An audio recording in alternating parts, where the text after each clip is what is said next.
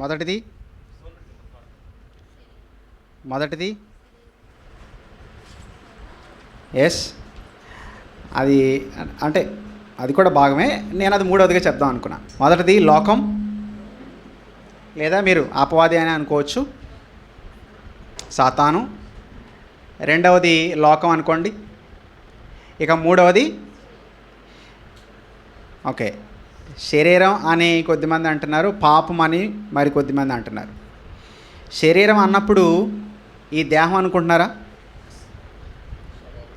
No, ఈ దేహం ఒక వస్తువు. అందువల్ల వస్తువుతో కాదు ప్రమాదం, వ్యక్తులతో ప్రమాదం. మనుషుల్ని చంపేవి కత్తులు, గన్ల, లేకపోతే మనుషుల? పూర్వం రోజులను తీసుకుందాం, కత్తులు ఉపయోగించే కాలం అనుకుందాం. సో మనుషుల్ని చంపినవి కత్తులా లేకపోతే మనుషులేనా? ఇప్పుడు గన్స్ అనుకుందాం, మనుషుల్ని చంపేవి గన్సా లేకపోతే మనుషులేనా? మనకు చాలా స్పష్టంగా తెలుసు, వస్తువులు కాదు వ్యక్తులని. అదేవిధంగా శరీరం అనేది ఒక వస్తువు. అయితే లోపల ఉన్నాడు నేను అనే వ్యక్తి లోపల ఉన్నాడు. అయితే ఈ నేను అనే వ్యక్తి నా అనే ఈ శరీరాన్ని ఎలా కావాలంటే అలా ఉపయోగించుకుంటాడు. అందువల్ల శరీరం అనేది పాపం కాదు. శరీరం పాపం అయితే ప్రభువైన యేసుక్రీస్తు శరీరంలో వచ్చి ఉండేవాడు కాదు, ఈ దేహంలో వచ్చి ఉండేవాడు కాదు. మనకున్న శత్రువులు సాతాను మొదటివాడైతే, రెండవది లోకం, మూడవది మనలో ఉన్న పాపం. మనలో ఉన్న పాపం అని నేను అన్నప్పుడు విశ్వాసి గురించి మాట్లాడుతున్నాను. విశ్వాసికి అవిశ్వాసికి ఉన్న వ్యత్యాసం ఏంటో తెలుసా? విశ్వాసిలో పాపం ఉంది, అవిశ్వాసి పాపంలో ఉన్నాడు. Okay, sin is in the believer, unbeliever is in sin. అర్థమైందా వ్యత్యాసం? యేసుక్రీస్తుని నమ్మకుండా యేసుక్రీస్తుకి బయట ఉన్నటువంటి వ్యక్తి పాపంలో ఉన్నాడు, పాపంలో చచ్చిపోయాడు. యేసుక్రీస్తులో ఉన్నటువంటి వ్యక్తికి ఏమి జరిగిందంటే ఆ పాపం అనే దాంట్లో నుంచి బయటకు తీసుకుని రాబడ్డాడు. ఈతరాని వ్యక్తి నీళ్లలో పడ్డాడు అనుకోండి, ఏం జరుగుతుంది? ముందు ఊపిరి తీసుకోవడం కోసం నోరు తెరుస్తాడు, నీళ్ళన్నీ నోట్లో నుంచి లోపలికి వెళ్ళిపోయి ఇక ఊపిరి ఆడక చచ్చిపోతాడు. ఇప్పుడు అలా చచ్చి పడున్నటువంటి వ్యక్తి లోపల నీళ్ళు ఉన్నాయి, చుట్టూ అంతా నీళ్ళే ఉన్నాయి, నీళ్లలో పడి చచ్చి ఉన్నాడనమాట. క్రీస్తుకి బయట ఉన్నటువంటి వ్యక్తి ఈత రాకుండా నీళ్ళలో పడి చచ్చినటువంటి వ్యక్తిలా అన్నమాట. పాపంలో పడి పాపంలోనే చచ్చి ఉన్నాడనమాట. సో చుట్టూ నీళ్ళు ఉంటాయి, లోపల కూడా నీళ్ళే ఉంటాయి. ఈత రాని వ్యక్తి నీళ్ళలో పడి చచ్చితే. అలాగే పాపంలో పడినప్పుడు మనిషి పరిస్థితి ఏంటంటే పాపం అనే సముద్రంలో పడ్డాడు, ఊపిరి ఆడక చచ్చాడు. చుట్టూ కూడా పాపమే ఉంది, లోపల కూడా పాపమే ఉంది. రక్షణ పొందే సమయంలో ఏం జరుగుతుందంటే క్రీస్తు ఆ పాపం అనే సముద్రంలో చచ్చి పడి అట్టడుగున ఉన్నటువంటి వ్యక్తిని మరలా బ్రతికించి ఈ పాపం అనేటటువంటి మహాసముద్రంలో నుంచి తీసి బయట పెట్టాడు. నీళ్లలో పడినటువంటి వ్యక్తిని బయటికి తీసిన తర్వాత ఒక పని చేస్తారు. ఏం చేస్తారు? పొట్ట మీద అడిగేసి తొక్కుతారు కదా, పీక మీద అడిగేసి తొక్కుతారా? ఆ పొట్ట మీద అడిగేసి తొక్కండి ఎప్పుడైనా అలాంటి పరిస్థితి ఎదురైతే. నొక్కండిలేండి, తొక్కవద్దు. ఒకవేళ ఈ పీక మీద అడిగేసి తొక్కుదామని చెప్పి తొక్కారనుకోండి, అప్పుడు బాగుంది, ఇప్పుడు పోద్ది. సో దయచేసి అలాంటి ప్రయోగాలు చేయకండి. సో నీళ్ళలో పడినటువంటి వ్యక్తిని బయటికి తీసిన తర్వాత పొట్ట నొక్కుతాం, ఎందుకంటే లోపల ఉన్న నీళ్ళన్నీ బయటకు వస్తాయని. ప్రభు ఆ కార్యక్రమాలు కూడా చేశాడు. పాపంలో పడినటువంటి వ్యక్తిని బ్రతికించాడు, చచ్చి అట్టడుగున్నటువంటి వ్యక్తిని బ్రతికించాడు, అక్కడి నుంచి తీసుకొచ్చాడు. ఓకే, చాలా మట్టుకు నొక్కాడు. అంటే పాపపు శక్తి నుంచి విడుదల చేయబడడం గురించి మనం మొదటి వర్తమానంలో క్లుప్తంగా మాట్లాడుకున్నాం. ఓకే, సో అవిశ్వాసి అంటే అట్టడుగున పాపం అనే మహాసముద్రంలో చచ్చి అట్టడుగున ఉన్నాడు. క్రీస్తులో ఉన్నటువంటి వ్యక్తి అంటే అందులోంచి బయటకు వచ్చాడు. ఓకే, ఆ వ్యక్తి స్వభావం మారింది. ఎవరైనా క్రీస్తునందున్న ఎడల వాడు నూతన సృష్టి. ఇంతకుముందు పాపం పైన విపరీతమైనటువంటి ఆశ, ప్రేమ అనేది ఉండేది.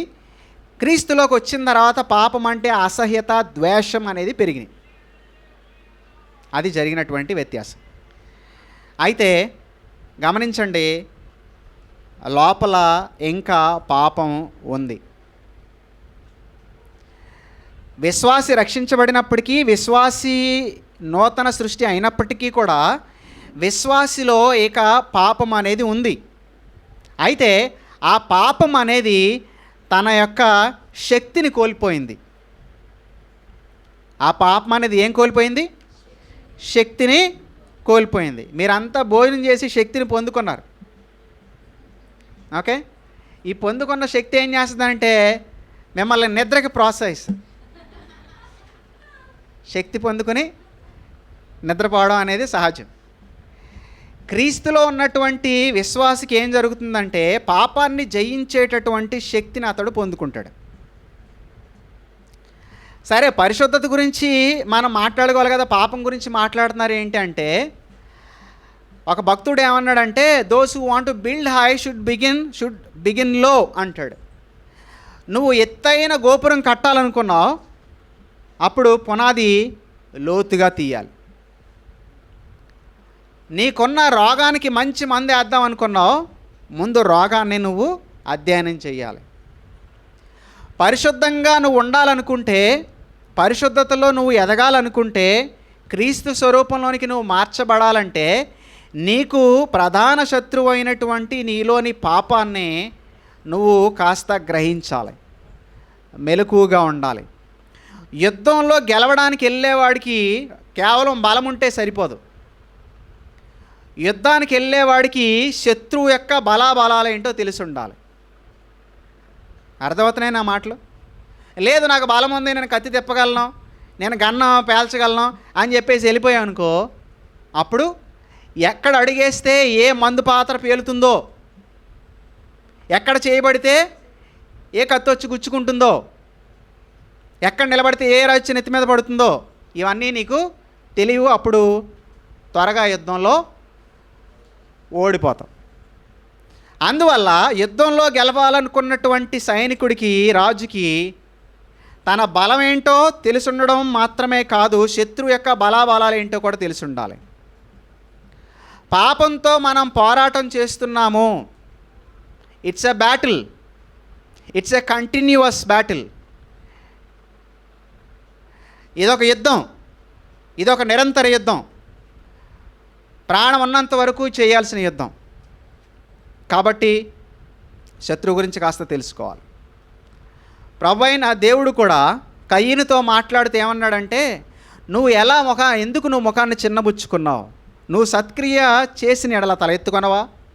సత్క్రియ చేయని ఎడల పాపము నీ వాకిట పొంచి ఉండును, అది నీ ఎడల వాంఛ కలిగి ఉండును, కానీ నువ్వు దానిని ఏలుదువు అన్నాడు. కానీ దాని అర్థం ఏంటంటే నువ్వు దానిని ఏలాలి. You must rule it. వాకిట పొంచి ఉండును అంటే అర్థం ఏంటో తెలుసా? వాకిట పొంచి ఉండడం అంటే, వాకిలు అంటే ఇప్పుడు బయట, ఆ షెడ్కి బయట. పాపం అనేది క్రూర జంతువుల నిన్ను చీల్చడం కోసం నక్కి దాక్కి ఉంటుంది అన్నమాట, దాక్కుని ఉంటుంది. దాని లక్ష్యం ఏంటి? ఎలాగైనా సరే నిన్ను పట్టి చీల్చేయాలి, అదే దాని లక్ష్యం. కానీ దేవుడు కయ్యనుతో అంటున్న మాట ఏమంటున్నాడంటే, నువ్వు దానిని ఏలాలి. క్రీస్తు యేసు సంబంధులు శరీరం మీద దాని ఇచ్చలతో సిలువ వేశారు. సిలువ వేయబడినోడు వెంటనే చచ్చిపోడు. ఒకవేళ మూడు మేకులు తీసుకెళ్ళి ఒక వ్యక్తిని కాళ్ళు చేతులు సిలువ వేసేసాం అనుకోండి, ఒక గంట తర్వాత మనకు జాలి కలిగి అతన్ని సిలువ మీద దించేస్తే మళ్ళీ బ్రతికేస్తాడు.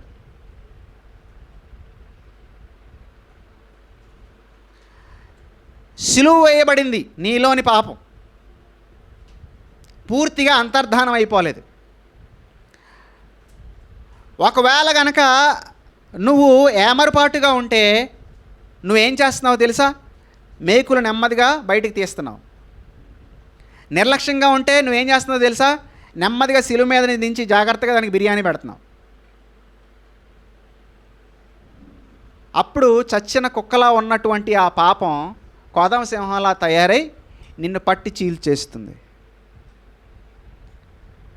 అందువల్ల పాపాన్ని మనం సామాన్యంగా తీసుకుంటే పరిశుద్ధతలో మనం ఎదిగేది ఉండదు. మనం ఒక నెగిటివ్ ఎగ్జాంపుల్గా, ఒక లోతు మాదిరిగా మనం ఉండిపోతాం. కాళ్ళ కింద వేయబడి తొక్కబడుటకే కానీ మరి దేనికి పనికిరానటువంటి ఉప్పులాగా మనం మారిపోతాం. ఆ పాపం అనేది వచ్చి మనల్ని నిస్సారం చేసేస్తుంది. అందువల్ల మనం పాపంతో నిరంతరం పోరాటం చెయ్యాలి. అయితే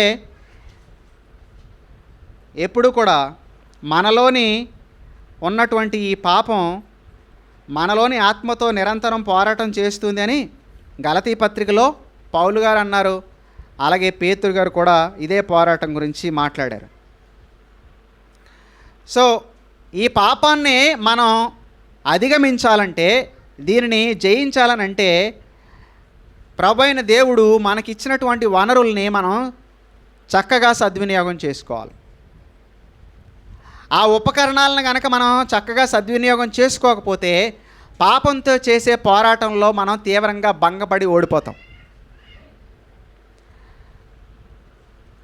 మనం ఇందాక మన మొదటి వర్తమానంలో మాట్లాడుకున్నప్పుడు పరిశుద్ధత అనే దానిని దేవుడు 3 దశల్లో మనకు అనుగ్రహిస్తాడని మాట్లాడుకున్నాం. మొట్టమొదటిగా మనం స్థాన సంబంధమైనటువంటి పరిశుద్ధత, పొజిషనల్ హోలీనెస్ ఆర్ శాంక్టిఫికేషన్ గురించి మాట్లాడుకున్నప్పుడు అది ఒక్క క్షణంలో జరిగేది.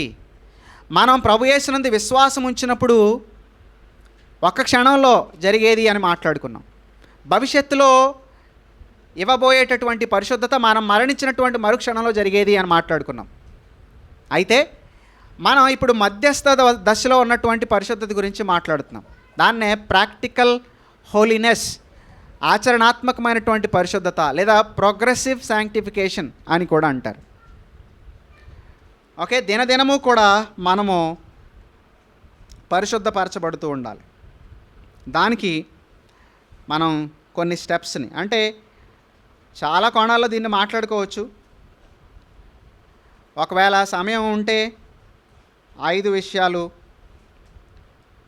లేదా 4 విషయాలతో మనం దీనిని ధ్యానం చేద్దాం. ఏ విధంగా మనం ఆచరణాత్మకమైనటువంటి పరిశుద్ధతని మనం కలిగి ఉండగలం? మొదటిగా, immerse yourself in the scriptures. లేఖనాలలో మిమ్మల్ని మీరు పూర్తిగా నింపుకోండి. లేఖనాలతో మిమ్మల్ని మీరు పూర్తిగా నింపుకోండి. ఇంకా స్పష్టంగా చెప్పాలంటే మిమ్మల్ని మీరు పూర్తిగా లేఖనాల్లో ముంచేసుకోండి. బాప్తిస్మం ఇచ్చినప్పుడు ఏం చేస్తారు? ఒక వ్యక్తిని తీసుకొచ్చి నీళ్ళలో ముంచుతారు కదా. ఆ విధంగా మనల్ని మనం we must immerse ourselves in the scriptures. లేఖనాలతో మనల్ని మనం నింపుకోవాలి. ఎందుకంటే దేవుడు మనల్ని పరిశుద్ధపరిచే దేవుడు. మిమ్మల్ని పరిశుద్ధపరిచే యెహోవాను అన్నాడు. ఆయన మనల్ని ఏ విధంగా పరిశుద్ధపరుస్తాడనంటే ఆయన లేఖనాల ద్వారానే మనల్ని పరిశుద్ధపరుస్తాడు. లేఖనాలకి పరిశుద్ధ లేఖనాలు అనే పేరుంది. ఏ లేఖనాల పేరుంది? పరిశుద్ధ లేఖనాలు అనే పేరుంది. అవి పరిశుద్ధపరుస్తాయి మనల్ని. ప్రభువైన యేసు యోహాను సువార్త 17:17లో తండ్రికి ప్రార్థన చేస్తూ అన్నాడు, sanctify them by your truth అని అన్నాడు. సత్యము నందు వారిని ప్రతిష్ఠించుము, నీ వాక్యమే సత్యము అన్నాడు. నిజానికి అక్కడ ప్రతిష్ఠించుము అనే మాటకి అర్థం ఏంటనంటే పవిత్రపరచు, పరిశుద్ధపరచు అని అర్థం. నీ వాక్యం చేత నీ బిడ్డలను నువ్వు పరిశుద్ధపరచు, నువ్వు పవిత్రపరచు. అది ఏంటి ఆ సత్యం అంటే నీ వాక్యమే సత్యం. సో దేవుడు తన బిడ్డల్ని తన వాక్యం ద్వారా పరిశుద్ధపరుస్తాడు. 2 తిమోతి 3:16లో కూడా వాక్యం గురించి ఏం మాట్లాడతానంటే నీతి యందు శిక్ష చేయుటకును లేఖనాలు ప్రయోజనకరమైనవి అంటాడు. పరిశుద్ధ లేఖనాలు దేనికి ప్రయోజనకరమైనట? నీతి యందు శిక్ష చేయుటకును అవి ప్రయోజనకరమై ఉన్నవి అని అంటాడు. చూడండి 3:16-17 దైవజనుడు సన్నద్ధుడై ప్రతి సత్కార్యమునకు పూర్ణంగా సిద్ధపడి ఉన్నట్లు దైవావేశం వలన కలిగినటువంటి ప్రతి లేఖనము ఉపదేశించడానికి, ఖండించడానికి, తప్పుదిద్దడానికి, నీతి యందు శిక్ష చేయడానికి ప్రయోజనకరమై ఉన్నది. నీతి యందు శిక్షణ చేయడం అంటే అర్థం ఏంటనంటే నీతిలో ఎదగడానికి అని భావం. కాబట్టి పరిశుద్ధతలో మనం ఎదగాలనంటే మనల్ని మనం లేఖనాలతో నింపుకోవాలి. కొలస్సీ 3వ అధ్యాయంలో పౌలు ఏమంటాడంటే let the word of Christ richly dwell in you. క్రీస్తు యొక్క వాక్యము మీలో సమృద్ధిగా నివసింపనీయుడి. క్రీస్తు యొక్క వాక్యం మీలో సమృద్ధిగా నివసింపనీయుడి. అలా నివసింపనిచ్చిన వాని యొక్క జీవితం ఏ విధంగా ఉంటుందంటే ఆ కొలసీ పత్రిక 3వ అధ్యాయంలో తర్వాత ఉండేటటువంటి వచనాలన్నిటిలో ఉన్న వాటిని అనుసరించడం సాధ్యమవుతుంది. కొలసీ పత్రిక 3:16 తర్వాత 16-17 వచనాల్లో ఉన్న మాట క్రీస్తు వాక్యము మీలో సమృద్ధిగా నివసింపనీయుడి. 3:16 మాట చేత కానీ క్రియ చేత కానీ మీరేమి చేసినానో ప్రభు అయిన యేసు ద్వారా తండ్రి అయిన దేవునికి కృతజ్ఞతాస్తుతులు చెల్లిస్తూ సమస్తమును ఆయన పేరట చేయుడి. సో పరిశుద్ధతలో ఎదగాలనంటే ఆయన వాక్యంతో నింపుకోవడం అనేది అత్యవసరం. లేఖనాలకి దూరంగా పరిశుద్ధత లేదు, పరిశుద్ధత రాదు.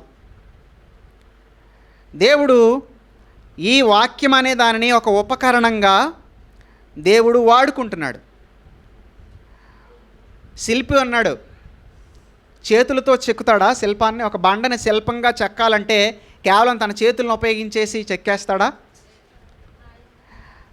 శిల్పి ఎంత గొప్ప పనితనం ఉన్నప్పటికీ కూడా అతనికి శుద్ధిశానం అవసరమే. దేవుడు పరిశుద్ధపరిచేవాడే. మిమ్మల్ని పరిశుద్ధపరచు యెహోవాను అన్నాడు. అయితే ఆయన తన లేఖనాలని ఆయన ఉపకరణంగా వాడుకుంటాడు. అందువల్ల లేఖనాలతో మనల్ని మనం నింపుకోవాలి. అయితే నింపుకోవడానికి మార్గాలు ఏంటి అంటే మొదటిగా వాక్యాన్ని పఠించాలి, చదవాలి దీనిని. అయితే చదవడంలో కూడా 2 విధాలుగా చదవాలి. ఓకే, చదవడంలో కూడా 2 విధాలుగా చదవాలి. మొదటిది ఏంటంటే సంవత్సరానికి అంటే ఒక మంచి భక్తులు ఫాలో అయ్యేటటువంటి ఒక పద్ధతిని మీ ముందు పెడుతున్నాను. బైబిల్లో అలా ఏమీ లేదు, నేను చెప్తున్నవి ఏమీ లేదు, కానీ ఇది చాలా మంచి భక్తులు అనుసరిస్తున్నటువంటి పద్ధతి. అందువల్ల ఆ 2 చెప్తాను వినండి. మొదటిది ఏంటనంటే సంవత్సరానికి ఒక్కసారి మీరు బైబిల్ని మొదటి నుంచి ఆఖరి వరకు చదివేయాలి. రోజుకి 4 అధ్యాయాలు చొప్పున చదివితే సుమారు 300 రోజుల్లో మీరు బైబిల్ని పూర్తి చేయగలుగుతారు. అది స్పీడ్ రీడింగ్. అయితే రోజుకి 4 అధ్యాయాలు చదివేశాం కదా, ఇంకా హ్యాపీ, ఇక అంతకన్నా మనం చేయగలిగింది ఏమీ లేదు అని అనుకోవడం పొరపాటే. మనం రోజుకి 4 అధ్యాయాలు చొప్పున చదవాలంటే కనీసం 20 నిమిషాల నుంచి అరగంట సమయం పడుతుంది. అయితే ఇది వేగంగా చదవడం వల్ల ఏం జరుగుతుందనంటే అన్ని విషయాలు మనకి గుర్తుండవు. మనం వేగంగా చదివినప్పుడు అర్థమవుతాయి కొన్ని విషయాలు అయితే అర్థం కావు. అయితే వేగవంతంగా సంవత్సరానికి ఒక్కసారి బైబిల్ని చదవడం అనేది అత్యవసరం. ఎందుకంటే ఏ సమాచారం ఎక్కడుంది అనే విషయాన్ని మనం తెలుసుకోవడానికి ఈ వేగవంతంగా పఠించేటటువంటి అభ్యాసం అనేది పనికొస్తుంది. ఈ మధ్యకాలంలో జాన్ పైపర్ అనే భక్తుడు స్పెక్టాక్యులర్ సిన్స్ అనే పుస్తకాన్ని రాశాడు. ఆ పుస్తకాన్ని అంటే ఎప్పుడో రాశాడు, నేను ఈ మధ్యన చదువుతున్నప్పుడు ఒక అధ్యాయంలో ఆయన రాసినటువంటి మాటలు నన్ను నిజంగా ఆశ్చర్యపరిచినాయి. అతను అన్న మాట ఏంటనంటే ప్రతి సంవత్సరం కూడా ఆ బైబిల్ని ఒక పద్ధతిలో చదువుతూ వెళ్తూ ఉంటాడంట ఆయన. అంటే జనవరిలో ఆయన ప్రతి జనవరిలో కొన్ని వాక్య భాగాలని, కొన్ని గ్రంథాలను చదువుతాడు. ఫిబ్రవరిలో ఎప్పుడు కొన్ని వాక్య భాగాలు, మార్చ్, ఏప్రిల్, మే, జూన్, అలా ప్రతి సంవత్సరం కూడా బైబిల్ రీడింగ్కి ఆయన ఒకటే ప్లాన్ని ఫాలో అవుతాడు. పైగా ఆయన ప్రతి సంవత్సరంలో ప్రతి నెలలో కూడా అంటే ఒక పర్టికులర్ నెలలో ఒక చోటకి వెకేషన్కి వెళ్తాడు. ఆ వెకేషన్కి వెళ్ళే ప్రతిసారి కూడా ఆయన 2వ దినవృత్తాంతాల గ్రంథం చదువుతాడట. ఎందుకంటే ప్రతి నెల, మేబీ సెప్టెంబర్, అక్టోబర్, నాకు గుర్తులేదు, సెప్టెంబర్ నెల అనుకుందాం మనం ఉదాహరణకి. సెప్టెంబర్ నెలలో ఒక ప్రదేశానికి వెళ్తాడో అక్కడ ఎప్పుడు కూడా దినవృత్తాంతాల గ్రంథమే చదువుతాడు. నాకు అనిపించింది ఎన్నో గొప్ప ప్రసంగాలు చేసినటువంటి గొప్ప దైవజనుడు, ఎన్నో అద్భుతమైనటువంటి పుస్తకాలు రాసినటువంటి గొప్ప దైవజనుడు, తన వాక్య బోధల చేత ప్రపంచాన్ని ఎంతో ప్రభావితం చేసినటువంటి ఒక గొప్ప సేవకుడు ప్రతి సంవత్సరం కూడా బైబిల్ని ఒకసారి స్పీడ్ రీడింగ్ చదువుతున్నాడు అని నేను ఆశ్చర్యపోయాను. అది అతన్ని ఎంతో ప్రభావితం చేసిందని కూడా చెబుతున్నాడు ఆయన. అందువల్ల నువ్వు నిజంగా పరిశుద్ధతలో ఎదగాలంటే కనుక నువ్వు వాక్యాన్ని 66 గ్రంథాలని రోజుకు 4 అధ్యాయాలు చొప్పున 300 రోజులు నువ్వు చదివినా ఒక 60 రోజులు ఇంకా మిగిలే ఉంటాయి నీకు. ఒకవేళ మధ్యలో నువ్వు ఏదో పనుల భారాన్ని బట్టి ఒక 2 రోజులు స్కిప్ అయినా కూడా తర్వాత నువ్వు దాన్ని పూర్తి చేయొచ్చు. ఒక 2 సంవత్సరాల నుంచి మా విజయవాడ సంఘంలో కూడా మేము ఏం చేస్తున్నామనంటే ప్రతి వారం కూడా ప్రతి నెల కూడా నేను ఏం చేసేవాడిని అంటే ఈ నెలకి సంబంధించి మీరు ఏమేమి చదవాలని చెప్పేసి నేను వాట్సాప్ గ్రూప్లో వాళ్ళకి పోస్ట్ చేసేవాడిని, వాళ్ళు చదివేవాళ్ళు. ఇక ఈ సంవత్సరంలో 2022లో నేను ఏం చేశానంటే మొత్తం 66 గ్రంథాలకి సంబంధించినటువంటి పుస్తకాలు, ఆ అధ్యాయాలు ఎన్ని అధ్యాయాలు ఉన్నాయితే అన్ని అధ్యాయాలు అన్ని గడులు కూడా కొట్టేసి వాళ్ళకి ఇచ్చి, ఇదిగో మీరు ఏం చదువుతున్నారు మీరు టిక్ పెట్టుకోండి అని చెప్పి వాళ్ళకి ప్రింట్అవుట్ తీసి ఇచ్చేసాను. మా ఇంట్లో కూడా నా భార్యకి, మా అత్తమ్మకి, నాకు కూడా ప్రింట్అవుట్లు వేసి గోడకు అతికించేసుకుని ఏమేమి చదువుతామని టిక్ పెట్టుకుంటాం. అప్పుడప్పుడు సంఘస్థులు నేను అడుగుతూ ఉంటాను, ఎంతవరకు వచ్చింది మీ బైబిల్ రీడింగ్ ప్లాను అని. స్పీడ్ రీడింగ్ అనేది జరగాలి. అయితే అక్కడతో అయిపోలేదు. మొదటి కీర్తన ఇందాక ఎవరో చెప్పారు, ఒక సిస్టర్ ఏమన్నాడు అందులో, యెహోవా ధర్మశాస్త్రమునందు ఆనందించుచు దివారాత్రము దానిని ధ్యానించేవాడు ధన్యుడు. ధ్యానించాలంటే అది నీ మనస్సులో ఉండాలి. రోడ్డు మీద వెళ్తున్నప్పుడు ఎవడో సడన్గా నీకు అడ్డొచ్చి నువ్వు కింద పడిపోయేలా చేసి నిన్నే బూతులు తిట్టి 4 తన్ని వెళ్ళాడు అనుకోండి, మర్చిపోతావు అది ఎప్పటికైనా. నువ్వు దాన్నే ధ్యానిస్తూ ఉంటావు. అంటే ధ్యానించడం అంటే ఏంటి అర్థమవుతుందా? పదే పదే దాన్నే తలుచుకోవడం. అరే నాదేమీ తప్పు లేనప్పుడు వాడే తప్పు చేసి నన్ను తిట్టి నన్ను తన్ని వెళ్ళాడు, ఆడి కాళ్ళు ఆడి చేతులు,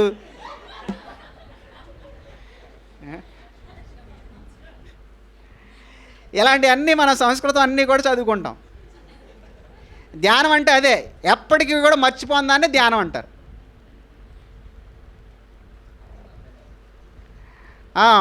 ఒక అత్త కోడలు చెప్తున్నారనమాట, ఎప్పుడో 4 ఏళ్ళ క్రితం జరిగింది. అంటే వీళ్ళు వాక్యం ధ్యానించట్లేదు, కోళ్ళు ఏమందో ధ్యానిస్తుంది అన్నమాట అత్తగారు. కోళ్ళలో తక్కువేం కాదు. ఈ ధ్యానం అంతా కూడా దేవుని వాక్యం మీద లేదు, దేవుని మాటల మీద లేదు. అత్తగారి మాటల్ని ధ్యానించడం ఎలా, కోడలు తిట్లని ధ్యానించడం ఎలా? పుస్తకాలు రాస్తే అసలు 1000 పేజీలకు తక్కువ రాదు అన్నమాట.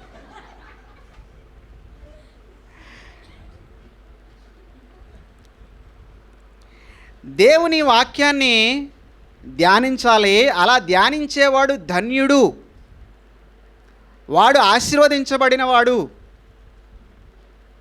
అనే మాటలు బైబిల్లో ఉన్నాయి. ఆశీర్వాదాలు కావాలో అని చెప్పేసి మనం తెగ ఆత్రపడుతూ ఉంటాం, కానీ ఆశీర్వాదానికి దేవుడు చెప్పినటువంటి మార్గాన్ని అవలంబించడానికి మాత్రం దూరంగా ఉంటాం. స్పీడ్గా చదివితే సరిపోదు. ఏం చేయాలంటే ఒక వాక్య భాగాన్ని తీసుకుని ఆ వాక్య భాగాన్ని 10 సార్లు చదవాలి. ఈరోజు చదవాలి, రేపు చదవాలి, ఎల్లుండి చదవాలి. Until it teachers you something you must not leave it. ఒక వాక్య భాగాన్ని తీసుకుని అది నీకు ఏదో ఒకటి నేర్పించే వరకు దాన్ని నువ్వు ధ్యానిస్తూనే ఉండాలి. అందులో ఉన్న ప్రతి పదాన్ని గమనించాలి, ప్రతి క్రియాపదాన్ని ఆలోచించాలి. ఎవరు ఏం చేశారు, అందులో కనబడుతున్న పాపం ఏంటి, అందులో కనబడుతున్నటువంటి నీతి ఏంటి, అందులో కనబడుతున్నటువంటి దైవ లక్షణం ఏంటి అని ధ్యానం చేసి ఇందులో నుంచి నేను ఏం నేర్చుకోవాలి, ఏం విడిచిపెట్టాలి, ఎలా స్తుతించాలి అని ఒక వాక్య భాగాన్ని నువ్వు క్షుణ్ణంగా ధ్యానం చేయాలి. దీనికి ఒక భక్తుడు ఎలా దీన్ని చేయాలనడానికి ఒక ఉదాహరణ, ఒక పోలికను చెప్తూ అంటాడు. మీరు ఒక చెట్టు దగ్గరికి వెళ్ళారు, ఉదాహరణకి మామిడి పళ్ళు చెట్టు అనుకోండి, వేసవకాలం.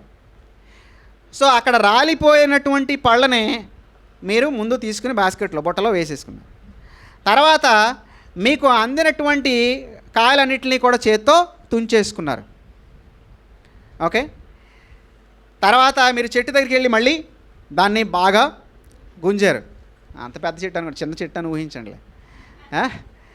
సో కొన్ని రాళ్ళని మళ్ళీ తీసుకున్నారు. ఇప్పుడు ఇక కొన్ని మిగిలిపోయినాయి. అప్పుడు చెట్టు ఎక్కి మొత్తం ప్రతి కొమ్మలోనూ ఆకు వెనకాల ఆగున్నటువంటి ప్రతి ఫలాన్ని కోసేయండి. ఈ పోలికని పోల్చాడు. దీని అర్థం ఏంటనంటే మీరు ఒక వాక్య భాగాన్ని ఒక చెట్టుతో పోల్చారనుకోండి, స్పష్టంగా కనబడే కింద రాలి ఉంటాయి, స్పష్టంగా కనబడే అన్నీ మీరు ముందు సొంతం చేసుకోవాలి. ఆ తర్వాత మీకు అందిని అన్ని తర్వాత మరికొంత పరిశీలించిన తర్వాత అందిని కోసుకోవాలి. ఆ తర్వాత దొల్లగొట్టాలి, ఆ తర్వాత చెట్టు ఎక్కాలి. ఆ విధంగా ఆ వాక్య భాగంలో ఉండే ప్రతి పదం కూడా మీకు తెలిసినది అయి ఉండాలి. అప్పుడు అది మీ మనసుల్లో చెరగని ముద్ర వేస్తుంది, మీ జీవితాల్ని ప్రభావితం చేస్తుంది. సంవత్సరానికి ఒక్కసారి చదవడం అనే దాని విషయంలో రాజీ పడద్దు. ఒకవేళ ఇంతవరకు మీరు దాన్ని ఫాలో అవ్వలేదనుకోండి, ఇప్పుడు మొదలు పెట్టండి, పర్వాలేదు, ఏం కాదు. రోజుకు 4 అధ్యాయాలు చెప్పిన. ఈరోజు 19వ తారీఖు ఆగస్టు నెల 2022. వచ్చే సంవత్సరానికి పెట్టుకోండి గురి, 4 అధ్యాయాలు చెప్పిన పూర్తి చేయండి. అలాగే వాక్య ధ్యానాన్ని అంటే లోపల భద్రపరుచుకునేటటువంటి విషయాన్ని కూడా మీరు నిర్లక్ష్యం చేయకూడదు. అమ్మయ్య ఇంతతో అయిపోయిందా? అవ్వలేదు. వాక్యాన్ని ధ్యానం చేయడం ఇంకా అవలా. ఇంకా ఎలా ఉందనంటే మీరు దేవుడు సంఘానికి బహుమానంగా ఇచ్చినటువంటి బోధకులు రాసినటువంటి పుస్తకాలని చదవాలి.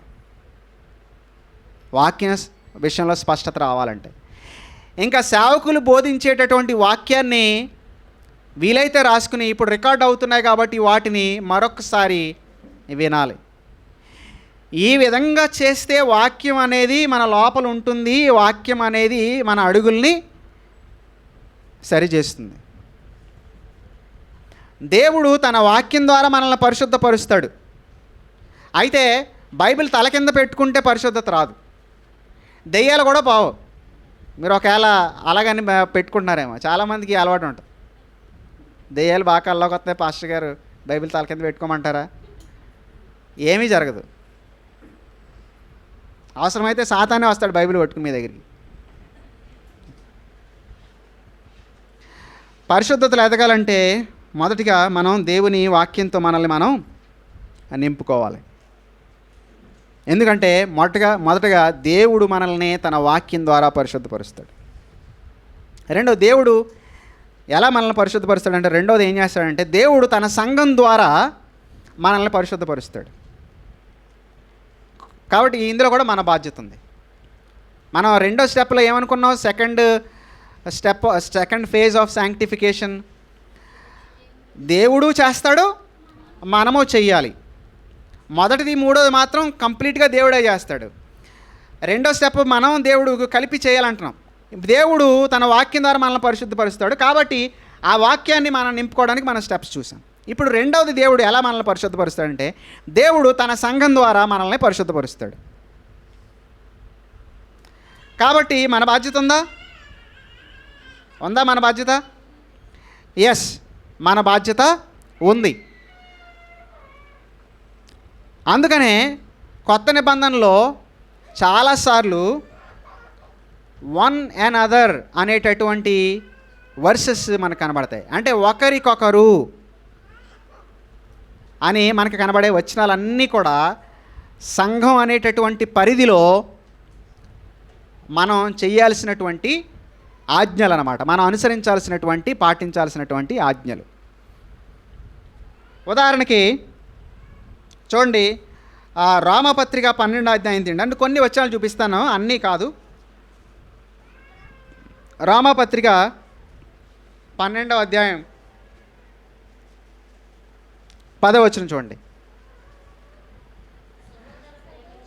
సహోదర ప్రేమ విషయంలో, ఇంకా తమ్ముడోళ్ళు తీస్తున్నారు, తీనివ్వండి ఒక నిమిషం. 142వ పేజ్ కొత్త నిబంధనలు. రామపత్రిక పాత నిబంధనలు ఎతకండి. సహోదర ప్రేమ విషయంలో ఒకని యందొకడు అనురాగం గలవారై, ఘనత విషయంలో ఒకరినొకడు గొప్పగా ఎంచుకోండి. ఇప్పుడు చూడండి ఎలాంటి ఆజ్ఞ ఇచ్చాడు. అనురాగం విషయంలో, ప్రేమ విషయంలో అనురాగం కలిగి ఉండాలి. ఘనత విషయానికి వచ్చేటప్పటికి ఒకరినొకడు గొప్పగా ఎంచుకోవాలి. ఒకరినొకడు గొప్పగా ఎంచుకోవాలంటే, ఒకటే కుర్చీ ఉంటే నేను దాంట్లో కూర్చుని కాలు మీద కాలు వేసుకుని, అరే బైబిల్ ఏమంటుంది, ఒకరినొకడు గొప్పగా ఎంచమంటుంది. అంటే నిన్నేమంటుంది, నన్ను గొప్పగా ఎంచమంటుంది. కాబట్టి నేను కుర్చీ మీద కాలు మీద కాలేసి కూర్చుంటా, నువ్వు నన్ను గొప్పగా ఎంచు. ఇదా?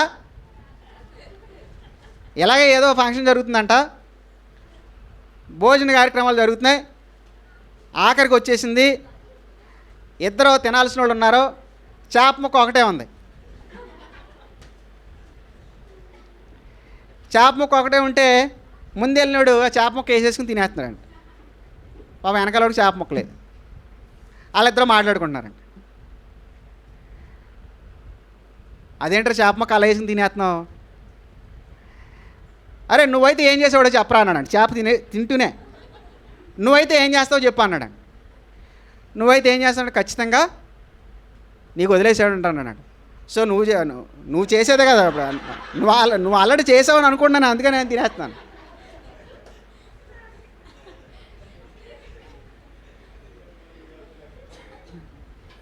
సో ఒకరినొకడు గొప్పగా ఎంచుకోవాలంటే ఉన్న ఒకే కుర్చీ నేను తీసుకుని కాలు మీద కాలు వేసుకుని, కాబట్టి బైబిల్ నువ్వు ఫాలో అవ్వు అని ఎదుటివాడికి చెప్పడం కోసం కాదు ఇది. ఒకటే చేపముక్కుంటే నువ్వు ఎలాగా చేద్దాం అనుకున్నదే నేను చేస్తున్నాను అనడం కోసం అది కాదు ఇది.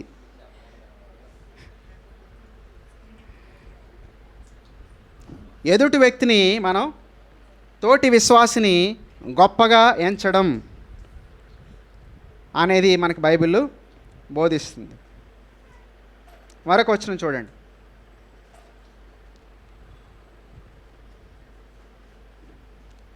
16వ వచనం, అదే అధ్యాయం 16వ వచనం. ఏడ్చువాడితో 15 కూడా చూడండి. సంతోషించు వారితో సంతోషించుడి, ఏడ్చువాడితో ఏడువుడి, ఒకరితోనొకడు మనస్సు కలిసియుండుడి. సో సహవాసంలో మనకి ఉండాల్సినటువంటి వైఖరి గురించి పౌలు మాట్లాడుతూ, ఏడ్చే వాళ్ళతో ఏడవాలి, నవ్వే వాళ్ళతో నవ్వాలి. రివర్స్ చేయడం బాగా అలవాటు అయిపోయింది.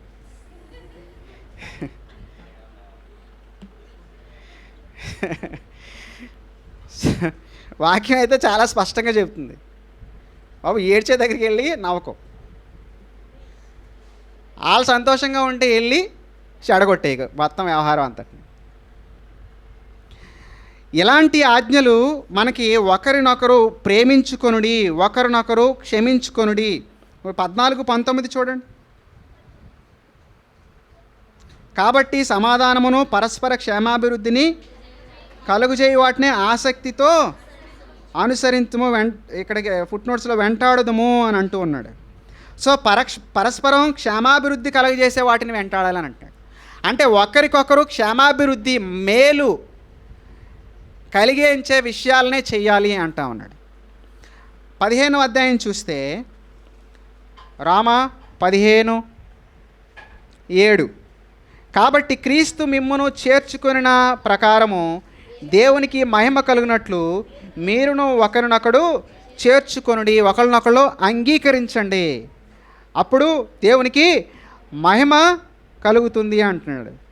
14వ వచనం చూడండి. 14 కాదు, 15వ అధ్యాయం 7వ వచనం చదివేశాం కదా. ఎస్,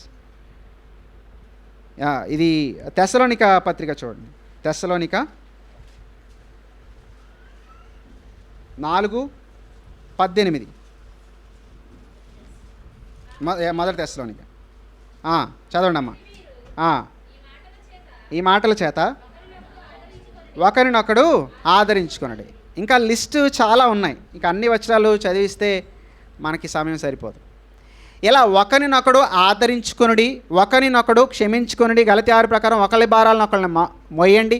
యాకోబు పత్రిక 5వ అధ్యాయం ప్రకారం ఒకరి పాపాలు ఒకరితో ఒప్పుకోండి, ఒకరినొకరు హెచ్చించుకోండి, ఒకరికొకరు క్షేమాభివృద్ధి కలిగించుకోండి అని అంటా ఉన్నాడు. దీని ద్వారా ఏం జరుగుతుందో తెలుసా? మనం ఒకరినొకరు హెచ్చరించుకోండి, ఒకరినొకరు ప్రేరేపించుకోండి అనేటటువంటి ఈ మాటలన్నీ కూడా ఏం చేస్తానంటే పాపం నుంచి మనల్ని దూరంగా ఉంచుతాయి. ఎందుకంటే నేను తప్పిపోయినప్పుడు నన్ను గద్దించే ఒక జనాంగం ఒక చోట ఉన్నారు అని అంటే అప్పుడు నేను పాపం చేయడానికి ఎలా సాహసిస్తాను? అయితే నేను పాపాన్నైనా వదిలేయాలి, లేదా నేను సహవాసాన్నైనా వదిలేయాలి. సహవాసాన్ని వదలడానికి ఇష్టపడని వాడు పాపాన్నే వదిలేస్తాడు. ఎందుకు వచ్చిన సహవాసం పాపమే అద్భుతంగా ఉంది అనేవాడు సంఘాన్ని వదిలేస్తాడు, పాపాన్ని పట్టుకుని ఉంటాడు. వాడు రక్షించబడిన వాడు కాదు. చూడండి, దేవుడు సంఘాన్ని ఎందుకు పెట్టాడనంటే కేవలం పాస్టర్ గారులకి పని లేక, వాళ్ళకి ఏమీ చేతగాక, వాళ్ళు ఏదో పట్టుకుట్టి కోసం, వాళ్ళకి ఏదో ఒక ఉద్యోగాన్ని ఒక పనిని అప్పగిద్దామని కాదు దేవుడు సంఘాన్ని పెట్టింది. సేవకులున్నది అందుకు కాదు. వాళ్ళని రక్షించుకుని వాళ్ళకి సేవ చెయ్యాలనేటటువంటి ఆ భారాన్ని పెట్టి ఆకలితో, పస్తులతో, జాగారాలతో, అవమానాలతో, నిందలతో వాళ్ళు నిలబడి సేవ చేయాలనేటటువంటి భారాన్ని దేవుడు పెట్టాడు. కారణం ఏంటనంటే తాను ఏర్పాటు చేసుకున్న విశ్వాసులందరినీ కూడా దేవుడు పరిశుద్ధతలోనికి సంఘం ద్వారా నడిపించాలని. కాబట్టి దేవుడు తన సంఘం ద్వారా ఆ సంఘంలో దేవుని యొక్క కార్యాల ద్వారా పరిశుద్ధపరచాలని దేవుని చిత్తం. ప్రకటన గ్రంథం 1-2 అధ్యాయాల ప్రకారం చూస్తే అక్కడున్న మాట ఏంటనంటే సువర్ణ దీపస్తంభాల మధ్యన సంచరిస్తూ హృదయాల్ని, అంతరంగాల్ని పరిశీలించేవాడు అని ఉంది ప్రభువైన యేసుక్రీస్తు గురించి. ఏం చేస్తున్నాడు? సంఘాల మధ్యలో, సువర్ణ దీపస్తంభం అంటే సంఘం, సంఘాల మధ్యలో ఆయన సంచరిస్తూ హృదయాల్ని, అంతరంగాల్ని ఆయన పరిశీలిస్తూ ఉన్నాడు. ఆయన సంఘాన్ని అసలు ఎందుకోసం ఏర్పాటు చేసుకున్నాడు? ఎందుకోసం అంటే ఎఫెసీ పత్రిక 1:4 అంటాడు, మనం పరిశుద్ధులమును నిర్దోషులమనే ఉండవాలని ఆయన క్రీస్తులో ప్రేమ చేత మనల్ని సంఘాన్ని పరిశుద్ధంగా ఉండడం కోసం ఏర్పాటు చేసుకున్నాడు. క్రీస్తు ఎందుకోసం తను ప్రాణం పెట్టాడనంటే ఆ వధువు ఎలాంటి మచ్చ ముడత లేకుండా ఉండాలని సంఘం కోసం తన ప్రాణం పెట్టాడంది. కాబట్టి సంఘం పరిశుద్ధంగా ఉండాలని దేవుని చిత్తం. అయితే సంఘంగా కలిసి ఉన్నప్పుడు ఆ పరిశుద్ధత అనేది సంఘానికి వస్తుంది. దేవుడు సంఘం ద్వారా పరిశుద్ధపరుస్తాడు. సో ఇప్పుడు మన బాధ్యత ఏంటి అంటే యేసుక్రీస్తు తన వాడుక చొప్పున ఆయన విశ్రాంతి దినాన సమాజ మందిరానికి వెళ్తూ ఉండేవాడు. అపోస్తలుల కార్యాలు 16వ అధ్యాయం చూస్తే పౌలు కూడా తన వాడుక చొప్పున విశ్రాంతి దిన రోజున సమాజ మందిరాలకు వెళ్ళి సమాజ మందిరాలని చీలగొట్టేసేవాడు.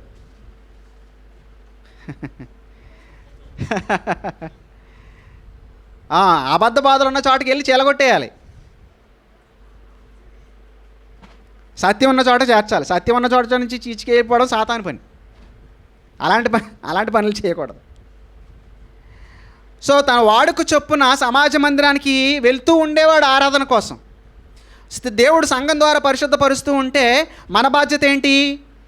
మనం క్రమంగా ఒక సంఘానికి, వాక్యానుసారమైనటువంటి సంఘానికి మనం హాజరవ్వాలి. అంతేకాదు, ఎప్పుడో మొదలైన తర్వాత వెళ్ళి ముగించక ముందే వచ్చేయడం కాదు. మా బంధువుల్లో ఒక ఆయన ఉన్నాడు. మా అత్తమ్మ ఆయన్ని, ఏమండి రండి ఆరాధనకి సమయం అవుతుంది రండి అంటే, నువ్వు వెళ్ళా నేను రికార్డులు అయిపోయి వస్తాను. రికార్డులు అంటే తెలుసా మీకు? ఇంతకుముందు పాటలు రికార్డులు అనేవారు. కొంచెం పెద్ద ఆయన అనమాట. నువ్వు వెళ్ళిపోయా రికార్డులు అయిపోయి వస్తాను నేను. రికార్డులు అంట. ప్రారంభ ప్రార్థన నుంచి ముగింపు ప్రార్థన వరకు ఉండాలి, ఆరాధించాలి, పాడాలి, స్తుతించాలి, బలలో పాలు పొందాలి, కానుకలు అర్పించాలి, అంతటితో అయిపోలా. సంఘంలో ఉండే ప్రతి విశ్వాసి గురించినటువంటి శ్రద్ధ నువ్వు తీసుకోవాలి. సమయం అవ్వగానే తుపాకీ దెబ్బకి పక్షులన్నీ ఎగిరిపోయినట్టు కళ్ళు మూసి ఆమె నన్ను పాస్టర్ గారు కళ్ళు తెరిచేటప్పుడు సగం మంది ఉండరు. ఏమైపోతారో తెలీదు. నిజంగా మా పరిస్థితి కూడా చెప్తున్నాను, విజయవాడ పరిస్థితి కూడా చెప్తున్నాను నేను.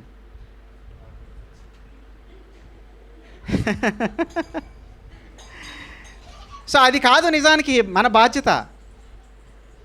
కేవలం నువ్వు పొందడానికి రావడం కాదు. కొద్దిమంది వస్తారు, చర్చికి వస్తారు. వచ్చిన తర్వాత వాళ్ళకి ఇష్టంగా వాక్యం చెప్పేటటువంటి పాస్టర్ గారు వాక్యం చెప్తున్నారు అనుకోండి, ఉంటారు. ఒకవేళ అక్కడ నిలబడి వాక్యం చెప్తున్నది ఆయనకి నచ్చినటువంటి పాస్టర్ గారు కాకపోతే అటు నుంచి అటు వెళ్ళిపోతారు. అంటే ఎందుకోసం వస్తున్నారు? ఒకసారి మా పాస్టర్ గారు లేరు, తణుకు సంఘంలో చెప్తున్నాను. అప్పుడు నేను వాక్యం బోధిస్తున్నాను. ఒక ఆమె మెట్లు ఇలా పాక్కుంటూ ఎక్కుతుంది, ఇలా చూస్తుంది. పాస్టర్ గారు ఇలా పాక్కుంటూ ఎక్కుతుంది ఏంటో మెట్లు. కొద్దిమంది ఏమంటారు తెలుసా? ఈ రోజంతా ఏదో ఒట్టిగట్లా ఉందిరా వాక్యం అంటే. సరిగ్గా వాక్యం మొదలయ్యే సమయానికి వస్తాడు, వాక్యం అయిపోగానే వెళ్ళిపోతాడు అనమాట. ఇక దేనికి ఉండడు. ఎందుకోసం వస్తున్నాడు? కేవలం తను నింపుకోవడానికి వస్తున్నాడు. స్వార్థపరుడు.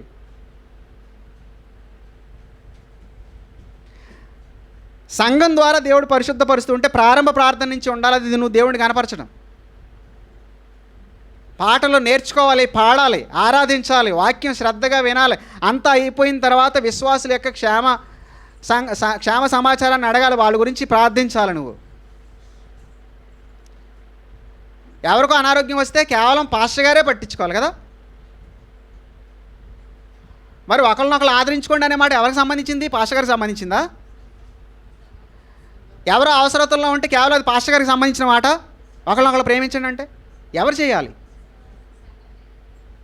సంఘంలో ఉన్న ప్రతి విశ్వాసికి బాధ్యత ఉంది. ఒక్కొక్కసారి ఏమన్నా నేను మానేస్తే ఏంట్లే ఎవరికి నష్టమే లేదులే కాదు. విశ్వాసిగా రక్షించబడినటువంటి నువ్వు సమాజంగా కూడుకోవడం మానేస్తే నీకు నష్టమే కాదు, సహవాసానికి కూడా నష్టమే. ఎందుకంటే ఒక అవయవం లేనటువంటి శరీరం అంగవైకల్యంతో కూడిందే. దేవుడు సంఘం ద్వారా నిన్ను పరిశుద్ధపరుస్తూ ఉంటే సంఘంలో నువ్వు చాలా ముఖ్యమైనటువంటి కీలకమైనటువంటి పాత్ర పోషించే వ్యక్తిగా నిన్ను నువ్వు పరిగణించుకోవాలి. తగ్గించుకోవాలి, ప్రేమించాలి, ఆదరించాలి, సహవాసాన్ని ఆస్వాదించాలి. సంఘానికి బయట ఉండే విశ్వాసి ఎవడో లేడు. రక్షించబడిన వాడు తప్పనిసరిగా సంఘంలో చేర్చబడాలి. కాబట్టి మనం పరిశుద్ధతలో ఎదగడానికి దేవుడు మొట్టమొదటిగా వాడుకునే ఉపకరణం దేవుని వాక్యం అయితే, ఆ దేవుని వాక్యం సమృద్ధిగా ప్రకటించబడే అభ్యాసం చేయబడేటటువంటి సంఘంలో నువ్వు ఒక ఆరోగ్యవంతమైనటువంటి సభ్యుడు కావాలి.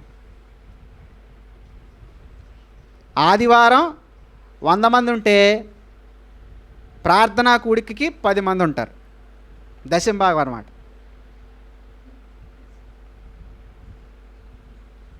ఇది ఇచ్చే విషయంలో దశంభాగం కాదు, వచ్చే విషయంలో కూడా దశంభాగమే.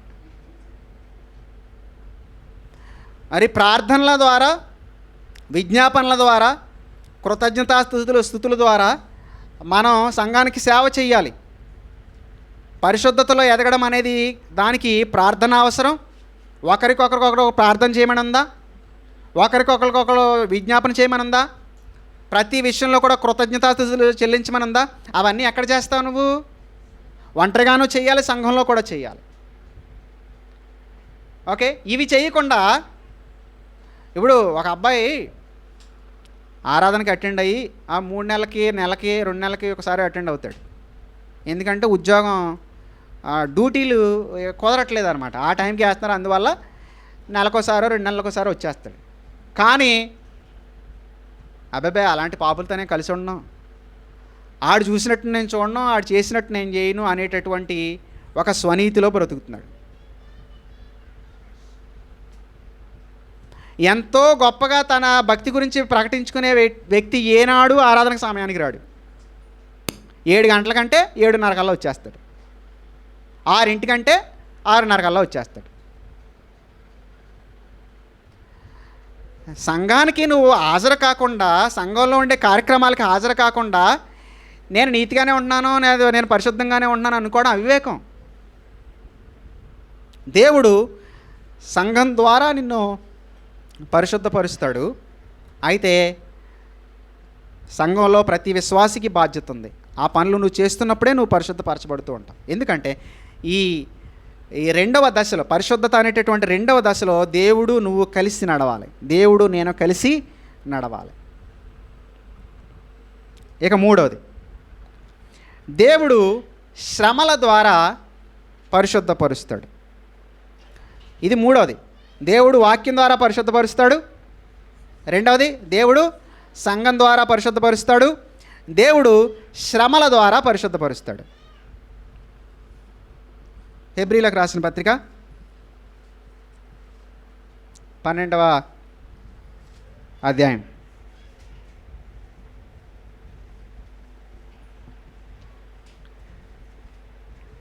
హెబ్రీ 12:9 నుంచి చదువుతాను చూడండి. మరియు శరీర సంబంధులైన తండ్రులు మనకు శిక్షకులై ఉండిరి, వారి యందు భయభక్తులు కలిగి ఉంటిమి. అట్లయితే ఆత్మలకు తండ్రి అయిన వానికి మరి ఎక్కువగా లోబడి బ్రతుకవలెను కదా.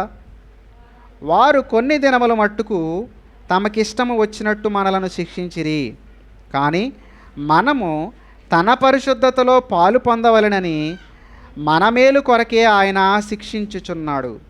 మరియు ప్రస్తుతమందు సమస్త శిక్షయు దుఃఖకరముగా కనబడునే గాని సంతోషకరముగా కనబడదు. అయినను దాని యందు అభ్యాసం కలిగిన వారికి అది నీతి అను సమాధానకరమైన ఫలమిచ్చును. గమనించారా? తన పరిశుద్ధతలో పాలు పొందవలనని మన మేలు కొరకే ఆయన శిక్షించుచున్నాడు. పేతురు అంటాడు కదా, బంగారం కంటే కూడా విలువైనటువంటి మీ విశ్వాసం అగ్ని వలన, అగ్ని అనే శ్రమల వలన అది ఇంకా పరిశుద్ధపరచబడుతూ ఉంది అని. కాబట్టి దేవుడు తన బిడ్డల్ని ఎలా పరిశుద్ధతలో ఎదిగేలా చేస్తాడు? శ్రమల ద్వారా ఆయన పరిశుద్ధపరుస్తూ ఉంటాడు. శ్రమలు అనేవి మారువేషం వేసుకొచ్చినటువంటి ఆశీర్వాదాలు. Sufferings are blessings in disguise. మారువేషం వేసుకొస్తాయి. దానిని గుర్తించినటువంటి విశ్వాసులు లబోదిబోమని ఏడుస్తూ ఉంటారు. ఎవరు భరించగలరు?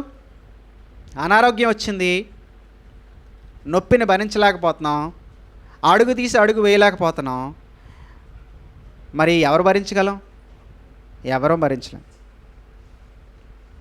ఒక్కొక్కసారి ఇంట్లో ఉన్నటువంటి వ్యక్తుల యొక్క ప్రవర్తన చాలా విసిగిస్తుంది. మా నాన్నగారికి అనారోగ్యం రావడం మూలంగా ఆయనకి కాస్త మతిమరుపు అనేది వచ్చింది. కరోనా మొదటి వేవ్లోను రెండో వేవ్లో పరిస్థితి ఎలా ఉన్నాయి, ఎంత భయంలో ఉన్నామో మనందరం కూడా అది ఎక్స్పీరియన్స్ చేశాం కదా. ఆ సమయంలో ఆయన ఇంట్లో ఉండేవారు కాదు. అందరం ఏమో తలుపులు బిగించేసుకుని, ఒకవేళ కిటికీ ఓపెన్ చేస్తే ఒకవేళ హోల్ ఉంటే కనుక అందులోంచి వచ్చేద్దేమో కరోనా అని చెప్పేసి దాన్ని కూడా మూసేసేవాళ్ళు. అలాంటి భయంలో బ్రతుకుతున్నటువంటి రోజుల్లో మా నాన్నగారు తలుపులు బడాలమని ఓపెన్ చేసుకుని మాస్క్ లేకుండా బయటికి వెళ్ళిపోయేవారు. ఏం చేయాలి ఇప్పుడు? ఆయనకేం మతిమరిపు వచ్చింది. కేకలేసినా నేనే బాధపడాలి, కేకలు వేసినా కూడా ఆయన మాట వినట్లేదు. ఒకవేళ పోనీ అలా సరే ఆయన పెద్ద ఆయన వదిలేద్దామని అనుకుంటే ధైర్యం లేదు. ఏం చేయాలి? పైగా ఏం చేసేవారు తెలుసా? ఈ మతిమరుపు లేదు కదా, మతిమరుపు రావడం వల్ల ఏం చేశానంటే మళ్ళీ నేను తిడతానేమో అని చెప్పి ఆయన మాస్క్ పెట్టుకోకుండా వెళ్ళిపోయేవారు. తిడతానేమో అని చెప్పేసి దారిలో ఏదైనా మాస్క్ కనపడితే అది తగిలించుకుని వచ్చేవారు.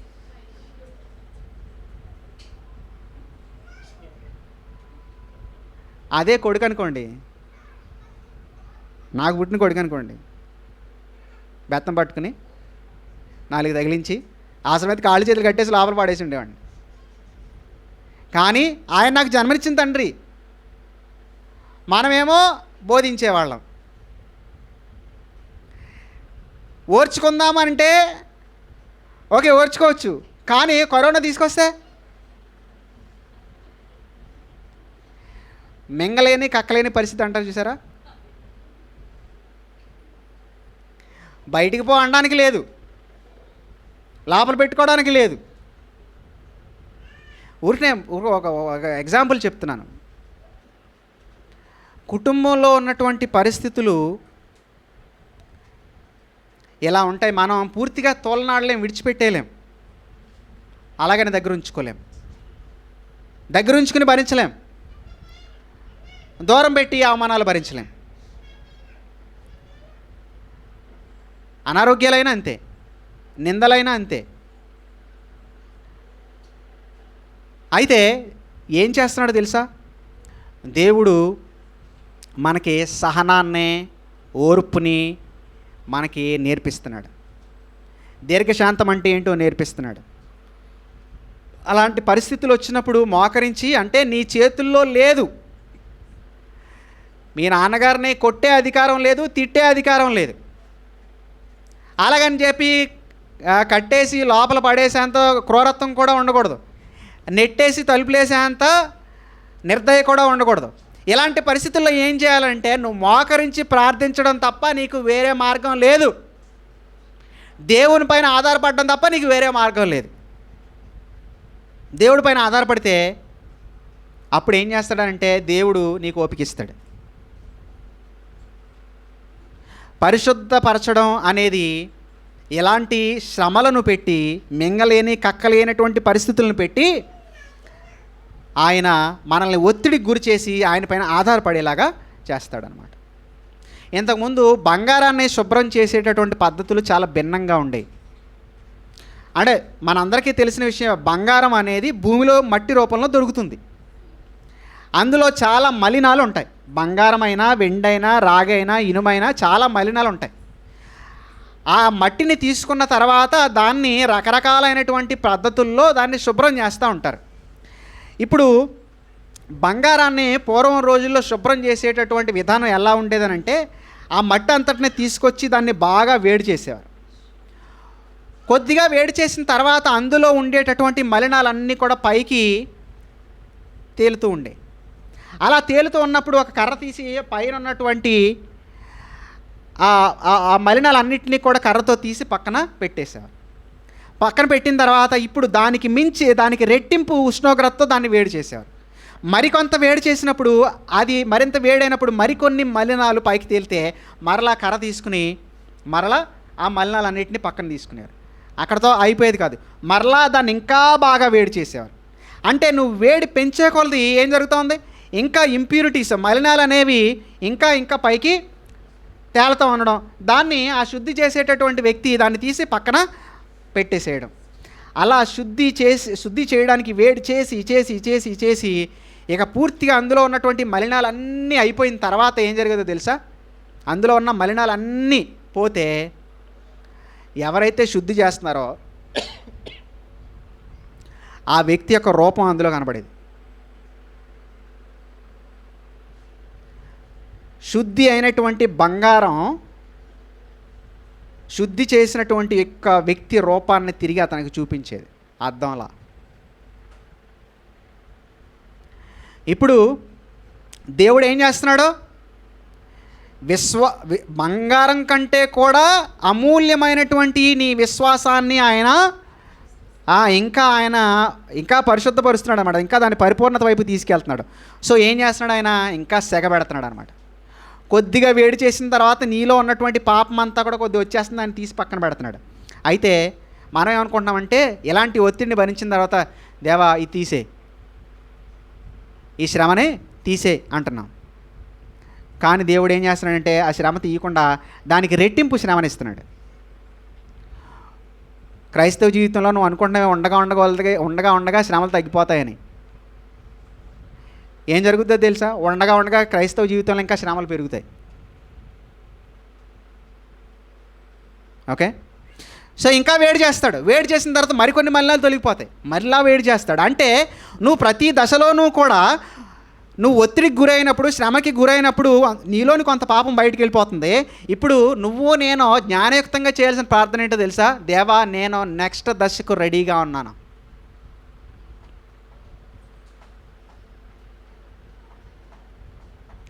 శ్రమలు లేని జీవితం ఈ లోకం తర్వాతనే ఉంది. ఈ లోకంలో మాత్రం పరిశుద్ధపరచాలనుకున్నటువంటి నీ దేవుని యొక్క ఆ చేతిని, ఆ ప్రూనింగ్ హూక్ని, అంటే ఆ ప్రూనింగ్ హూక్ అంటే ఈ యోహాను సువార్త 15వ అధ్యాయంలో ఆయన తండ్రి వ్యవసాయకుడు నేను ద్రాక్షవల్లి అన్నాడు కదా, ఆయన మనం మరింత ఎక్కువగా ఫలించాలని చెప్పేసి ఆయన తీగలను ఆయన కట్ చేస్తూ ఉంటాడనమాట, సరి చేస్తూ ఉంటాడనమాట. ఆ సరిచేసే హస్తం నిరంతరం పనిచేస్తూనే ఉంటుంది. అందువల్ల ప్రస్తుతం నీ జీవితంలో ఉన్నటువంటి అనారోగ్యాలు కొన్ని దేవుడు కావాలనే తొలగించట్లేదు. ప్రస్తుతం నీ జీవితంలో ఉన్నటువంటి ఆర్థిక సమస్యలని దేవుడు కావాలనే తొలగించట్లేదు. ప్రస్తుతం నీ ఇంట్లో ఉన్నటువంటి లేడీ సాతానులని, జెంట్స్ సాతానులని కావాలనే దేవుడు తొలగించట్లేదు. నువ్వు అనుకుంటున్నావు వీడు ఎప్పుడు పోతాడని. పాడాడు. ఈ బ్రహ్మరాక్షసి ఎప్పుడు పోద్దాం అనుకోండి, ఎప్పుడు దీనికి మొత్తం దినానికి ఎప్పుడు భోజనాలు ఎట్టేద్దామని నువ్వు రెడీగా ఉన్నావు. కానీ దేవుడు తీయడు. ఎందుకు? ఆ సైతాన్ని అలా ఉంచితేనే నువ్వు క్రీస్తు యొక్క స్వరూపంలోనికి మారేటటువంటి ఆ ప్రక్రియ ఇంకా కొనసాగుతూ ఉంటుంది అన్నమాట హెల్దీగా. నువ్వేమనుకుంటావు, దేవా సొదొమపై కురిపించావు నాయన, మళ్ళీ ఆపేసేవేంటి, ఈ మధ్యన కురిపించట్లేదు. మా ఇంట్లో ఉన్నటువంటి ఆ ఫలానా వ్యక్తి మీద కురిపించిన ఆయన. అలా ఉంటుంది మన వైఖరి. కానీ దేవుడు నన్ను శ్రమల ద్వారా పరిశుద్ధపరచాలని మనం ఎటు అడుగేయలేనటువంటి పరిస్థితిలో, ఏది మాట్లాడలేనటువంటి పరిస్థితిలో, ఎటు నిర్ణయం తీసుకోలేనటువంటి ఆ ఇరకాటంలో దేవుడు నన్ను పెడుతున్నాడు. ఎందుకు? నువ్వు తన పరిశుద్ధతలో పాలు పొందాలి అని. దేవుడు నీకు చేసేటటువంటి ఆ శిక్ష ఇప్పుడు నీకు సంతోషకరంగా ఉండదు, దుఃఖకరంగానే ఉంటుంది. ఉదాహరణకి నువ్వు ఒక కత్తి అనుకుందాం. ఓకే, కత్తికి పదును కోసం ఏం చేస్తారు? బండకేసి రుద్దుతారు. ఒకవేళ కత్తికి ప్రాణం ఉంటే ఏముంటుంది? అబ్బబ్బలే సమ్మగా ఉంది, రుద్దు అంటదా?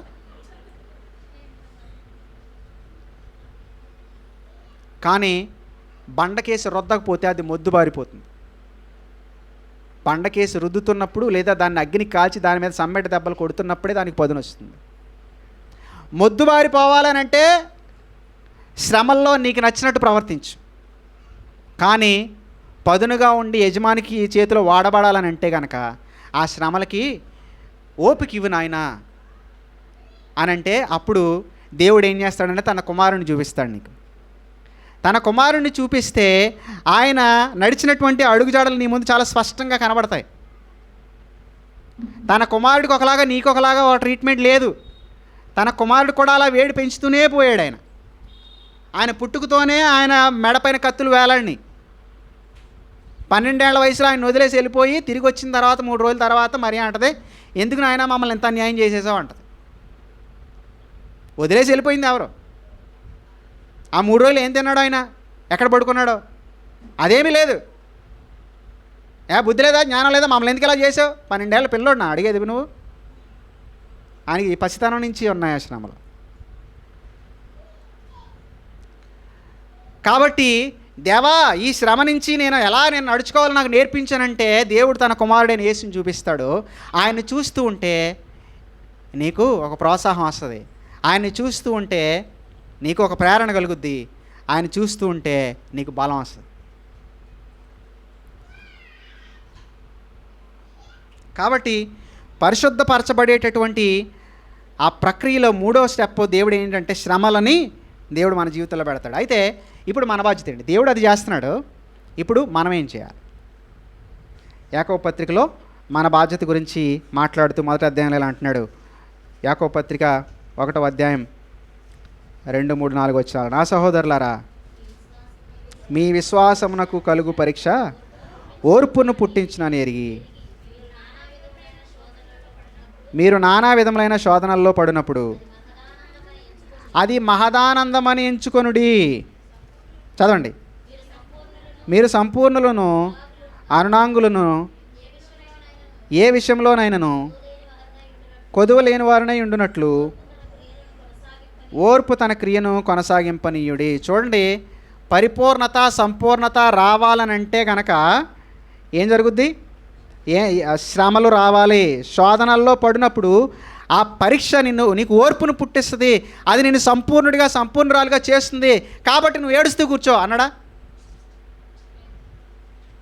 కాబట్టి నువ్వు ఫిర్యాదులు చేసుకుంటూ వెళ్ళి ఆడు ఎప్పుడు అంతే, ఆడు ఎప్పుడు నా గురించి అలాగే చెప్తాడు, ఇది ఎప్పుడు ఇంతే, ఇది ఎప్పుడు నన్ను ఇలా చివాట్లు పెడుతూనే ఉంటుంది, ఇలా ఎప్పుడు ఇంతే నా మీద నిందలేస్తూనే ఉంటారా అని చెప్పి ఫిర్యాదులు చేసుకుంటా మనసులో ప్రశాంతత లేకుండా గడపాలనా దేవుడు చెప్తున్నది? ఏం చేయమంటున్నాడు? మహదానందం అని ఎంచుకోండి. ఎంత కష్టమో కదా, ఎంత కష్టమో కదా. శ్రమలో ఉన్నప్పుడు మహదానందంగా ఎంచుకోవడం కష్టమా అంటే కష్టమే. నువ్వు క్రీస్తుకు బయట ఉంటే, క్రీస్తులో ఉంటే, నువ్వు క్రీస్తులో నిలిచి ఉంటే అది నీకు సాధ్యమే. ఎందుకంటే పౌలుకు సాధ్యమైంది, ప్రభువైన యేసుక్రీస్తుకి సాధ్యమైంది, కాబట్టి మనకు కూడా సాధ్యమే. రక్తాలు కారుతూ ఉంటే చెరసాల్లో ఉండి పౌలు శీలలు ఏం చేశారు? బోర్ని ఏడిచారు కదా. వాళ్ళ అమ్మాయి కొట్టేశారు, వాళ్ళ అమ్మాయి అని చెప్పి ఏడిచారా? నో, వాళ్ళు పాటలు పాడారు.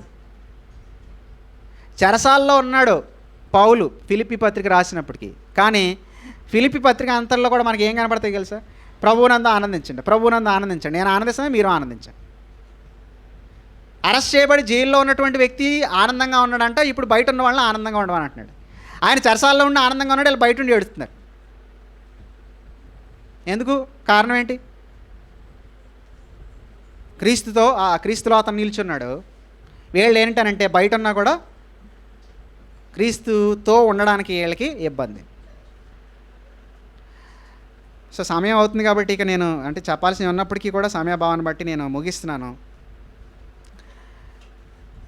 దేవునితో మనం చేయి పట్టుకుని నడవాలి.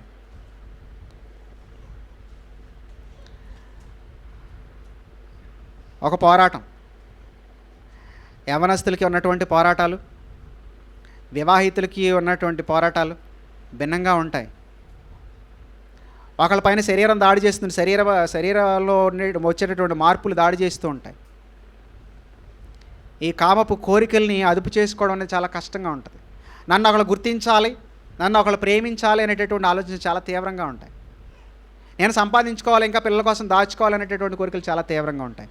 అయితే వీటన్నిటికీ కూడా పరిష్కారం ఏంటనంటే క్రీస్తు యేసు యొక్క సువార్తలోనే ఉంది. యేసుక్రీస్తు యొక్క సువార్త రక్షించబడినప్పుడు మనకి ఎంత అవసరమైందో పరిశుద్ధంగా జీవించడానికి కూడా అది మనకు అంతే అవసరం. కొన్ని పాపాలపైన నీకు ఎప్పటికీ విజయం రాదు. నాకు పెళ్ళై 12 సంవత్సరాలు అయింది, ఎప్పటికీ కూడా ఒక పోరాటమే. లైంగికేచ్ఛల విషయంలో ఆలోచనల్ని కంట్రోల్ చేయడం అనేది చాలా కష్టంగా ఉంటున్నటువంటి విషయం. అయితే మోకరించి క్షమాపణ కోరి శుద్ధి చేయమని అడిగి, నా భార్యని తప్ప వేరొక సహోదరిని నేను ఆలోచించకుండా ఉండడానికి శక్తినివ్వండి అని మోకరించి క్షమాపణ కోరి ఏడుస్తూ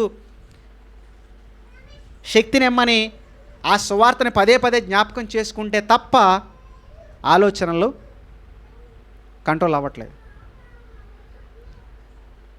ఒక్కొక్కసారి ఎప్పుడు విడుదల, ఎప్పుడు నాకు దీని నుంచి విడుదల అనేటటువంటి ఆలోచనలు కూడా వస్తుంది. ఎవరు నన్ను విడిపిస్తారు, ప్రభు వచ్చేస్తే బాగుండు, ఈ పాపం చిత్రవద చేస్తుంది అనే ఆలోచనలు వస్తున్నాయి. కాబట్టి ఈ సువార్తను ప్రకటించేటటువంటి నేను అందరికీ ప్రకటించి భ్రష్టుని అయిపోతానేమో అనేటటువంటి భయం ఆనాడు పౌలుకు ఉంది. ఈనాడు నా జీవితాన్ని పరిశీలించుకుంటే నాకు ఉంది అది. అయితే క్రీస్తు యేసులో దేవుడు మనకిచ్చినటువంటి క్షమాపణ, సువార్తలో ఉన్నటువంటి దైవశక్తి ఆ పాపంతో జరిగేటటువంటి పోరాటంలో మనకు విజయాన్ని ఇస్తుంది. దేవునికి స్తోత్రం చెల్లించాలి. ప్రార్థన చేసుకుందాం.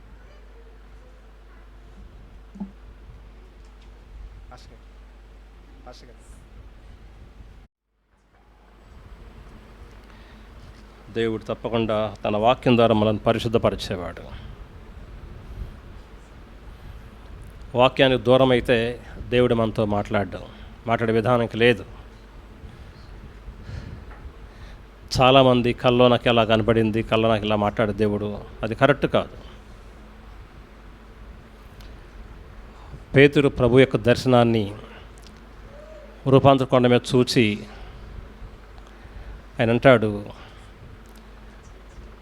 మేము ఆ దర్శనాన్ని దీమహిలు చూసినప్పటికీ దీనికంటే ప్రవచన వాక్యం మనకు ఉందంటాడు ఆయన.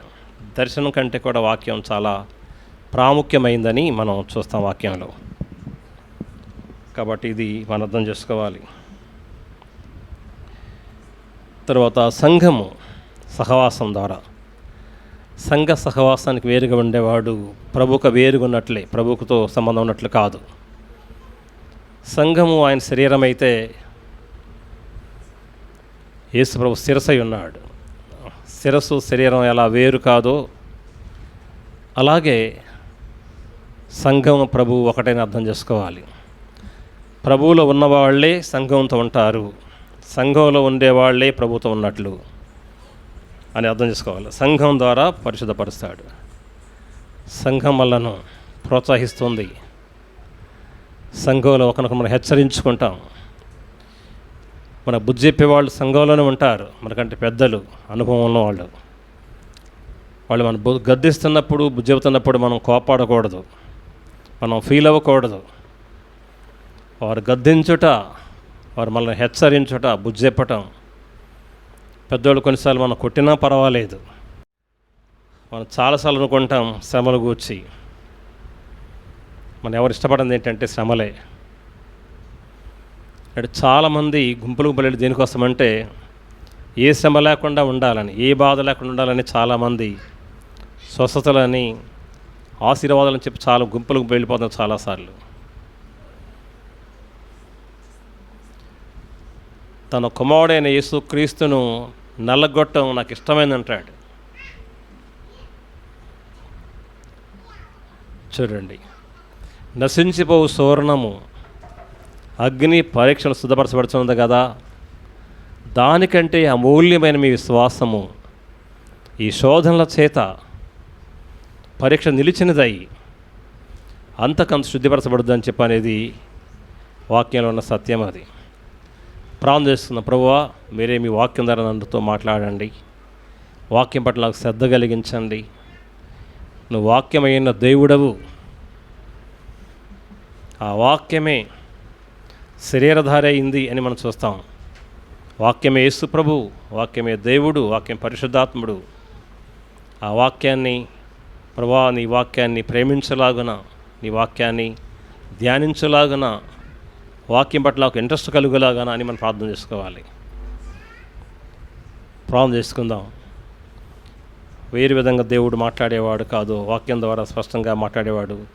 ఆయన మనకి ఏం చెప్పాలనుకున్న అవన్నీ వాక్యం నుంచి చెప్పాడు మనకి. కాబట్టి ఈ వాక్యం తప్పకుండా మనం ప్రేమించే వారమై ఉండాలి. సంఘంతో సహవాసం కలిగిన వారమై ఉండాలి. తప్పకుండా ఎంతవరకు సహించగలవో అంత సమయానికి ఇస్తాడు దేవుడు. ఎంతవరకు సహించగలను అంతవరకే నాకు శ్రమిస్తాడు దేవుడు. ఈ సమయంలో తప్పకుండా మనం నిలిచి ముందుకు సాగాలని కోరుతూ ఉన్నాను. ప్రార్థన చేసుకుందాం. ఆ శ్రమలు మనకు చాలా మేలు కలిగిస్తాయి. శ్రమలు మన క్షేమం కలిగిస్తాయి, మనల్ని మెరుగుపరుస్తాయి. ఇవన్నీ మన క్షేమాన్ని మేలని జ్ఞాపకం చేస్తాడు.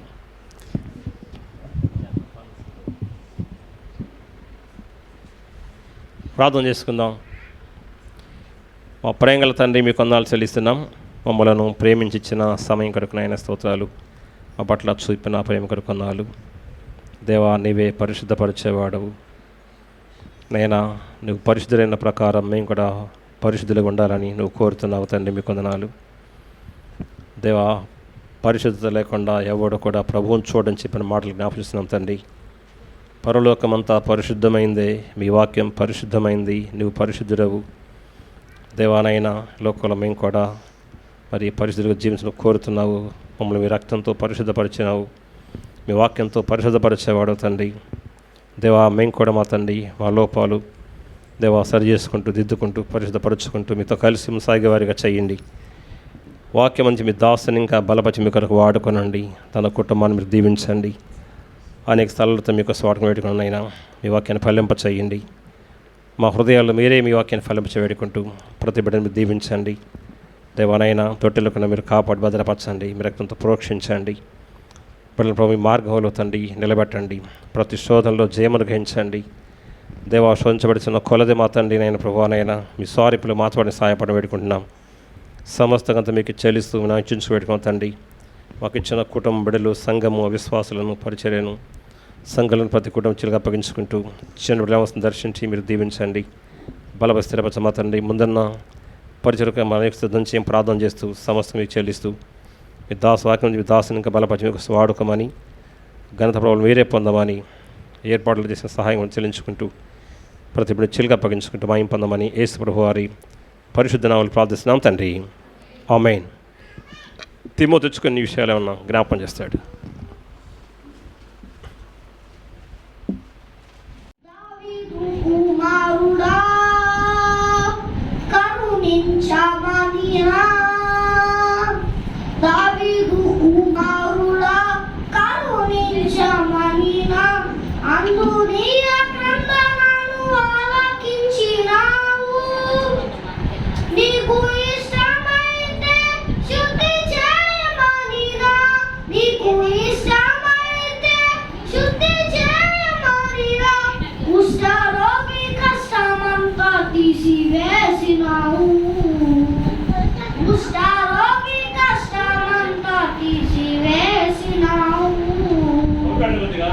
నీలాంటి గొప్ప ప్రేమ, నీలాంటి జాలి మనసు